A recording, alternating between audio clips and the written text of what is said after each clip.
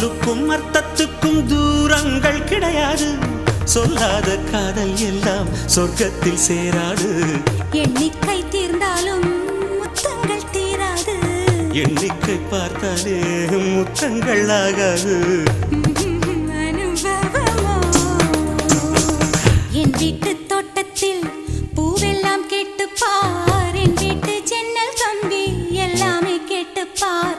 என் வீட்டு தென்னங்கீற்றை இப்போதே கேட்டுப்பார். என் நெஞ்சை சொல்லுமே.